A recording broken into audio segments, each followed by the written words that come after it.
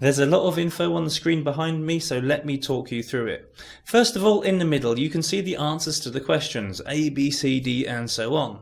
To the right of the answer, you've got the timing where you'll hear the answer in each recording. Please note that the recording I've used to take the timings from is the audio file you can download from Macmillan once you follow the instructions given to you at the end of the coursebook, and the track number you'll want is now above my head.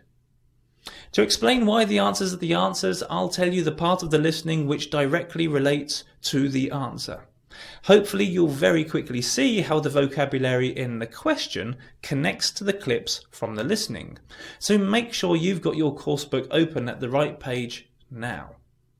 I'm going to be moving through the questions quickly, so please pause the video and rewind it as many times as you wish to understand where those vocabulary links are.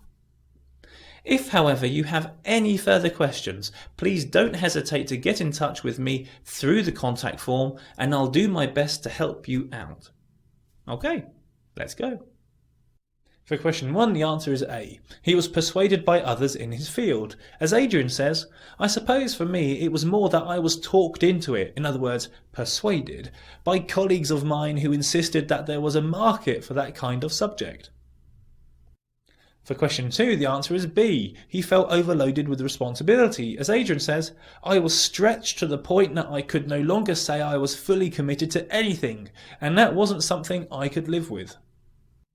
For question 3, the answer is B. Is still reluctant to participate in housework. As Adrian says, I think I'm also typical in the way I tend to, shall we say, overlook certain domestic chores that need doing. I will do them, but I do need a bit of pushing from my wife.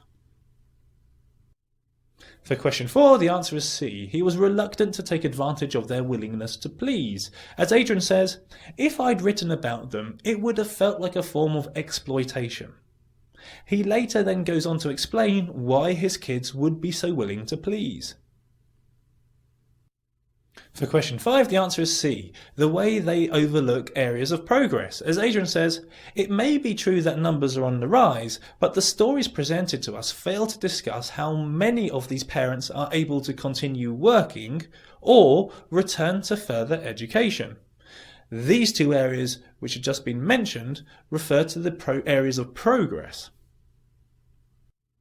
For question 6, the answer is D. It requires more compromise than many people realise. As Adrian says, a high percentage of couples go into marriage not anticipating the kind of challenges likely to arise as a result of becoming a unit.